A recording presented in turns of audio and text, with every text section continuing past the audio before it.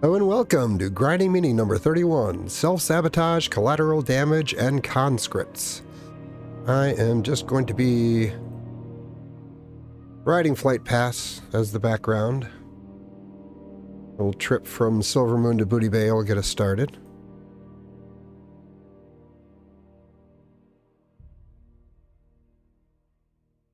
And then I was not prepared. I did not check my stream. I am doing a very poor job right now. Right before the stream, I thought I would look up and see what some of the conventional reasoning around self-sabotage and what's thought of it and what are presented as solutions. And okay, I do have some. Okay. And it's ugly. Somewhere we gotten this idea that affirmations are the way to make you feel better about yourself. And this is just masking the problem. The fundamental reason people self-sabotage is because they have made an assessment of themselves. Typically unconsciously, but sometimes they're more aware of it, that they don't deserve what they have, that they don't belong where they are. And this overriding belief will cause them to gravitate towards actions, or typically more often not taking actions, with the result of their station being lowered. Yeah, typically I've been trying to do outlines, but I feel if I just struggle through it, it's better for me, maybe not for the viewer, but I'm going to describe a spectrum, part of a spectrum. And you could say the way that I really became aware of it was in a game called Rocket League, where I'm sure a lot of people experience this, where sometimes you're playing really well and you're really, you're really happy about it and you feel good about how well you're playing. Then other times you just can't make it work. You're just not hitting the things you're trying to hit and things just seem to keep going sideways. And it's not something external. And then, since we can't quite get our heads around it, we're just like, well, I'm just having an off night or an off game, or,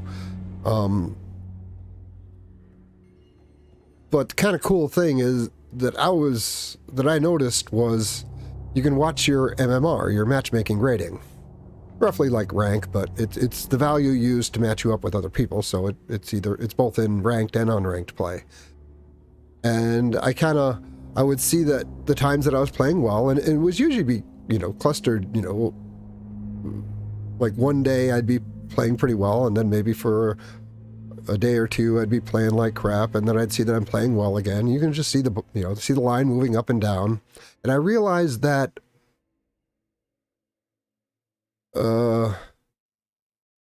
when I was not feeling as good about myself is when I was playing poorly.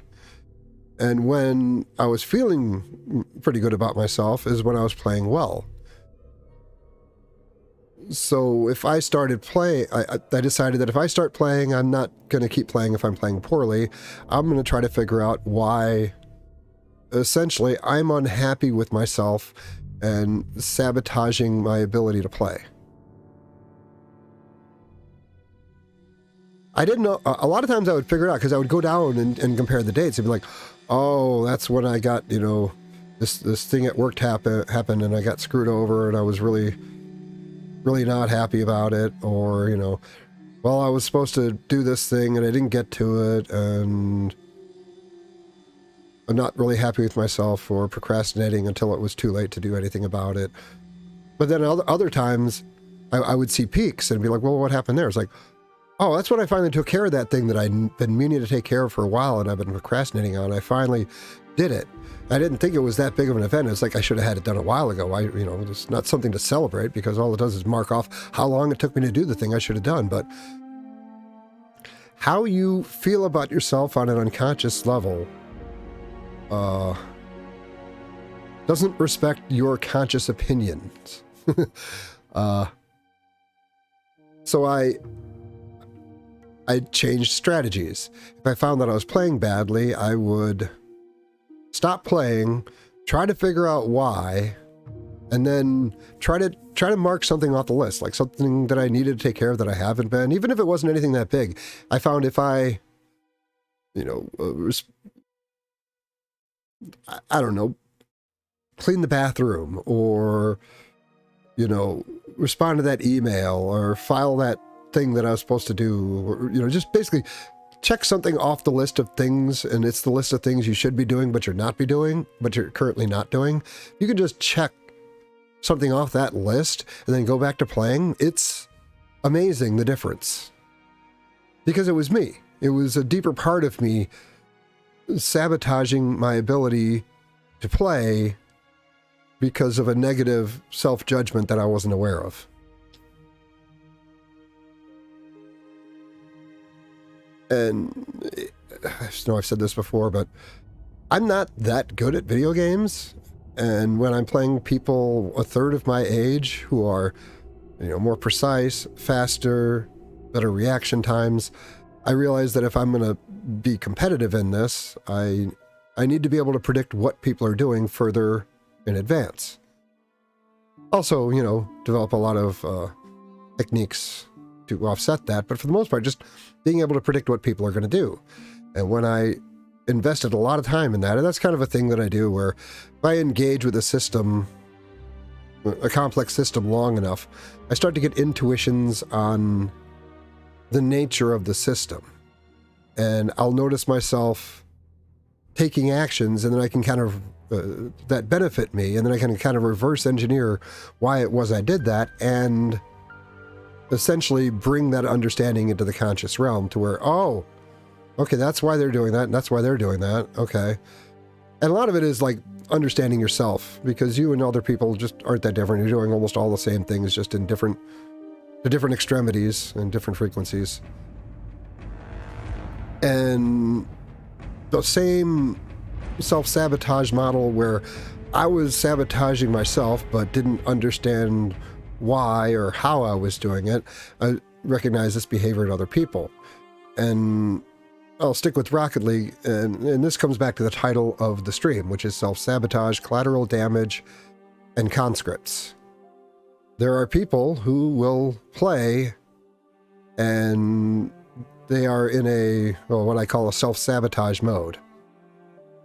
And they're going to try to be a team player and try to do well. And a lot of times, if they're just in the self-sabotage mode, they will still be able to play decent defense. And they will still be able to pass to other people, but they just can't hit a shot.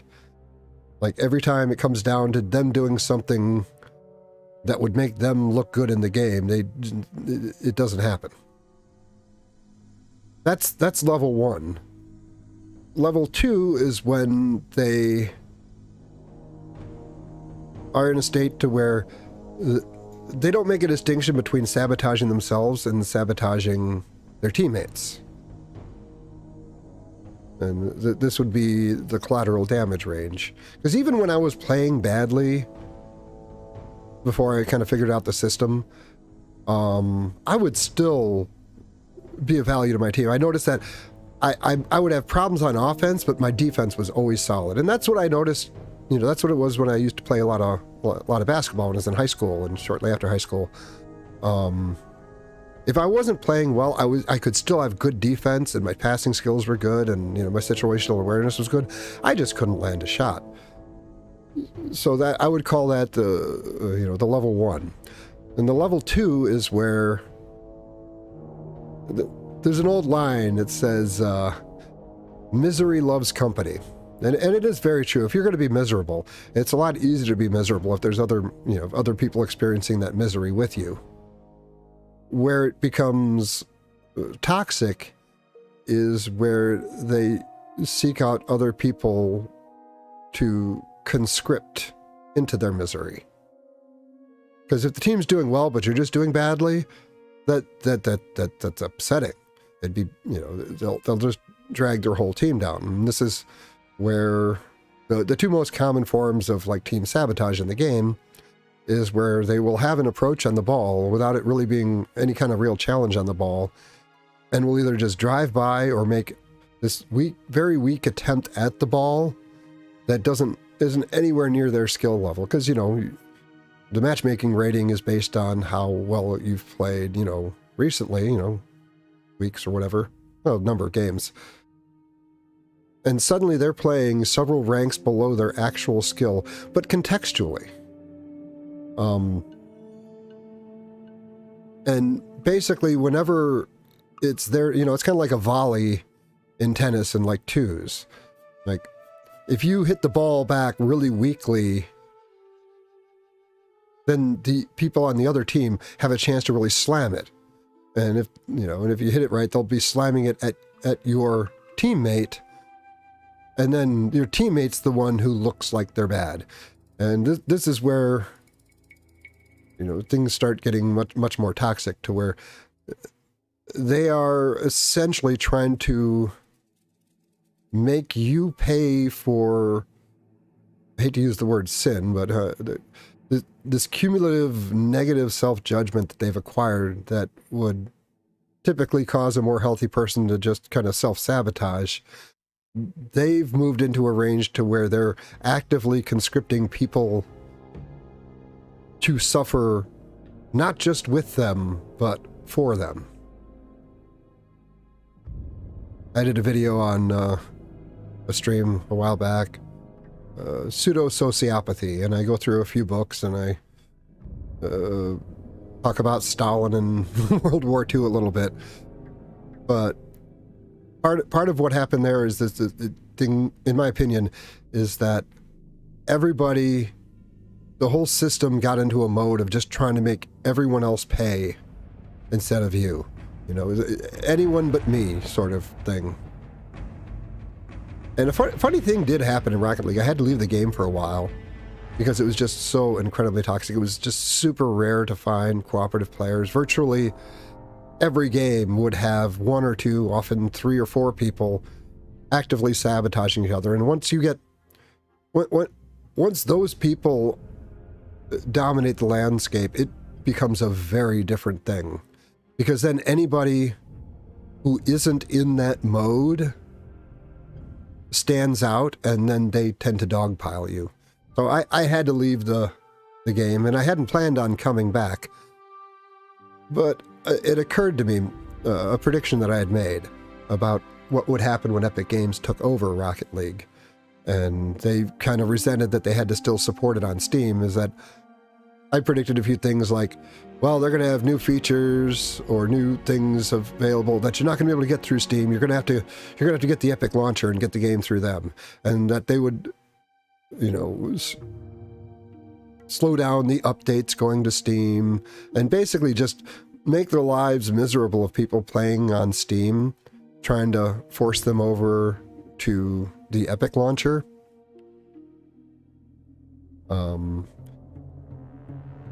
But what I realize now is once they got to a point where it didn't look like they were going, you know, they're not going to be able to get anybody else to move over. They just want to make it as miserable as possible for the people still on Steam, so that they can get the population low enough that they can justify not supporting it anymore. So it's my very strong opinion that, you know, how games will either overtly or covertly, if someone is getting a lot of reports, you know, someone getting reported by a lot of people, they will kind of put a flag on your account and will either banish you to the bad kids servers or something along those lines. And a lot of times not even telling people, and just matching up, you know, the people who get reported a lot with other people who get reported a lot, and just let them chew each other up and try to keep the rest of the game less toxic. Well, it's my opinion that with the patch where they've removed the ability to leave casual games without facing some kind of ban, on that patch, the toxicity got so much worse, and it got worse so quickly. Because I kind of pride myself on being able to pull people out of, toxic play, because a lot of them who are playing that way are only playing that way because they have been in games with toxic people, and you tend to adapt to your environment, and they kind of infect other people with their toxicity. But people who aren't genuinely that way, or just that way because that's the environment they're adapting to, you can a lot of times pull those people out and get them into cooperative games. And that nothing makes me happier than having, somebody who's kind of raging out. And a lot of times it requires a confrontation to get them into the other mode, but then to see them just like go full cooperative and have like real back and forth games where everybody's trying and nobody's self-sabotaging is so cool. But I could not seem to generate that anymore because the population was so dominated. So I stopped playing. I stopped playing for 3-4 months. And it occurred to me that, what I said earlier, that Epic might have just moved everybody from Steam onto the toxic, into the toxic matchmaking algorithm, or however you want to put it. Let me say we go back to Silvermoon.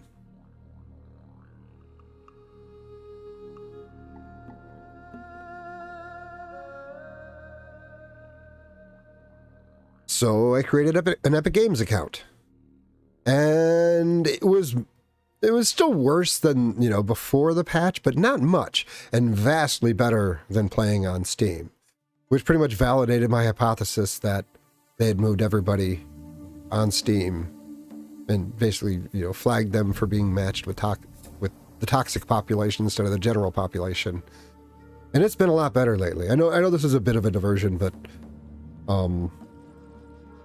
it was interesting seeing how bad could get. But I suppose more real-life examples would probably be helpful. And I suppose some solutions. I guess I can do some. Telling yourself things about yourself to deal with behaviors that are manifesting doesn't do shit.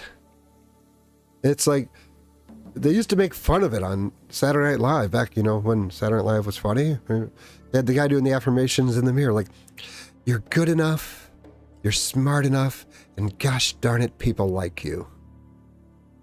And you're literally bullshitting yourself. It's so unhelpful to such a degree that it's actually damaging. What you need to actually do is act out behaviors that will make you have more respect for yourself. It's like I was referring to earlier, taking care of something that you've been procrastinating about.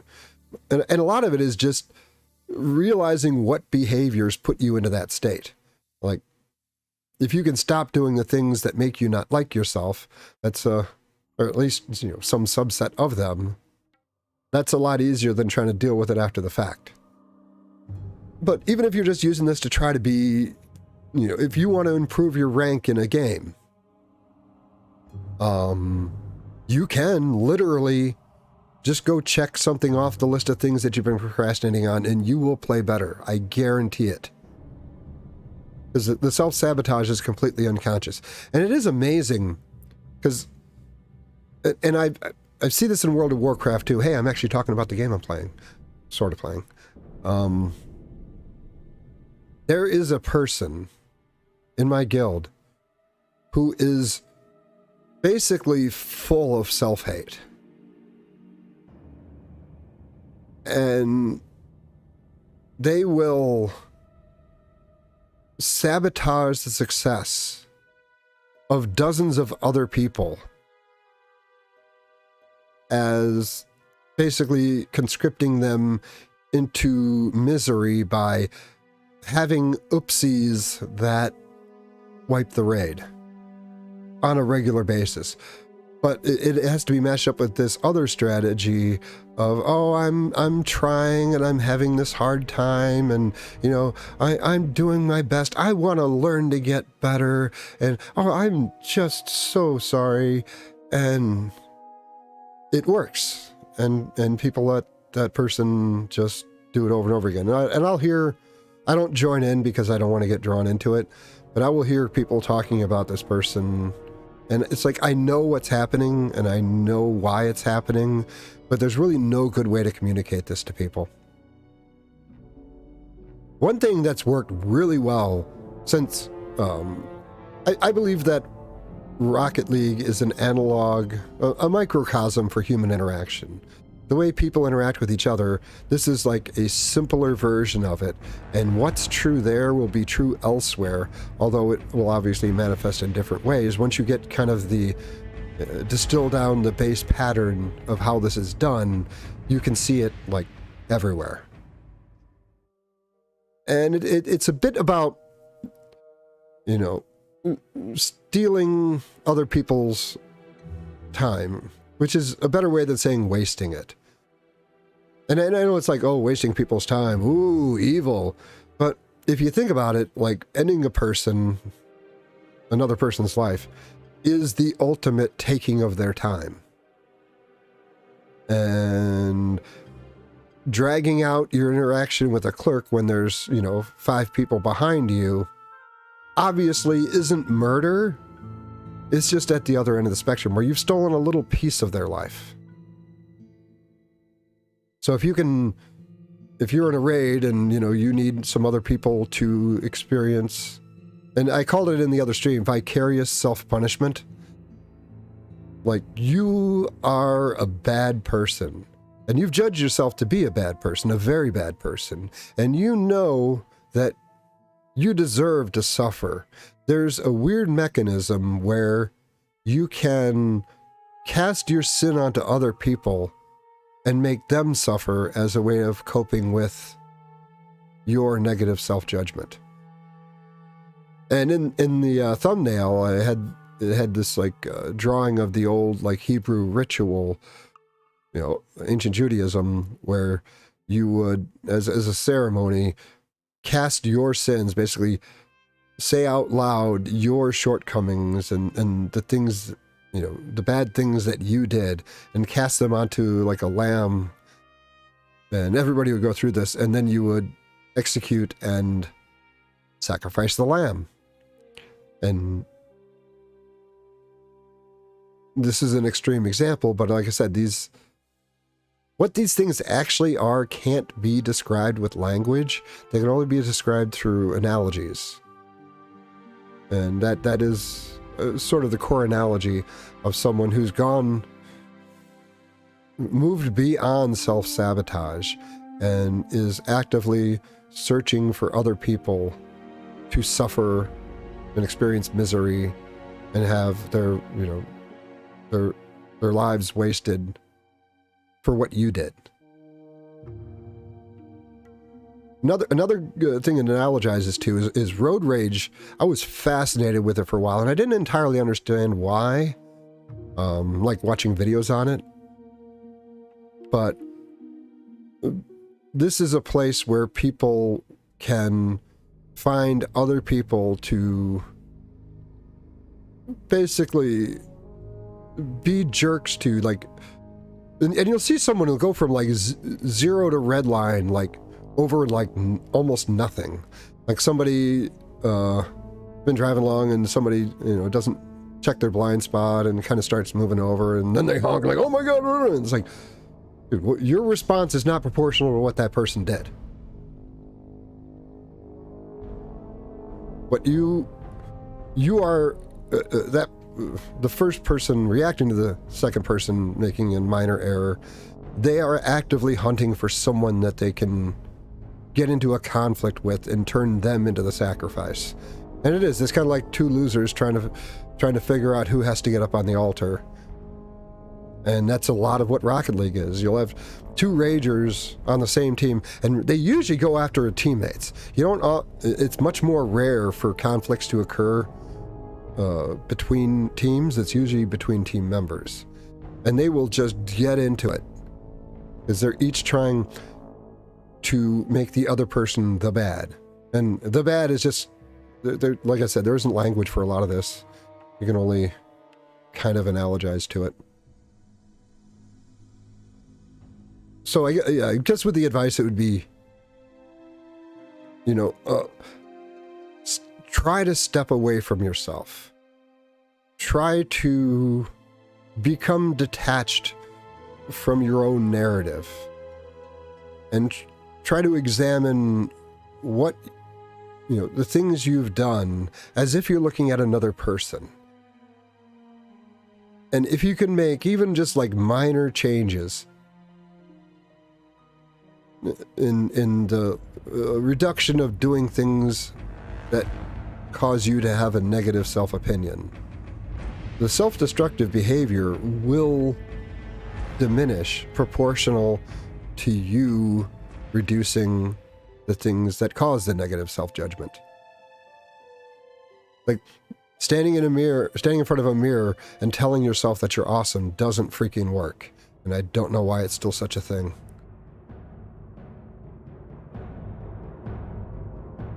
But it's hard to look at yourself in a critical way. Often, you know, we bury it because we don't want to have to think about it because it's really uncomfortable.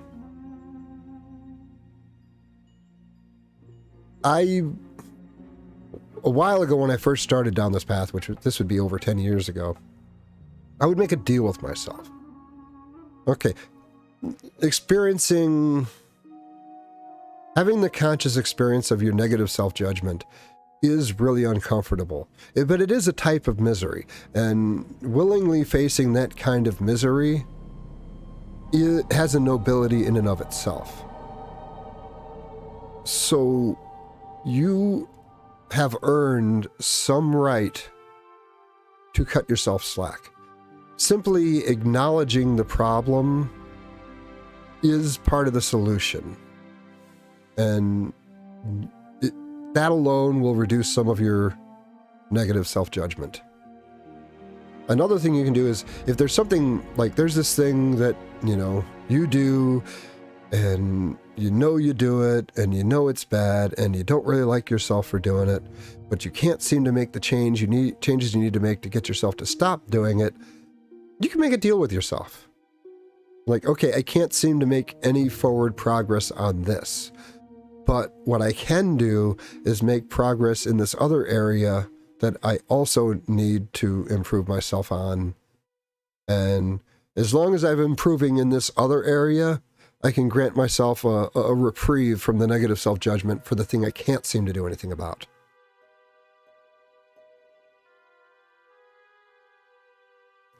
And it's mostly, if you can start recognizing as you're heading down the path to do something that you're later going to not like yourself for, and you can take a moment and just stop yourself. Like, a lot of times I would think about in Pulp Fiction, when Bruce Willis's character meets up with his girlfriend at the hotel, and he finds out that she didn't grab his watch. And, you know, if you know anything about the movie, the watch has an immense amount of sentimental value to him. He starts yelling and freaking out and ripping the TV off the wall. And then at some point, he's like, no, no. And he's not talking to her. He's talking to himself. And he just literally just, through sheer force of will, gets control over himself. Apologizes, tells her that this wasn't her fault.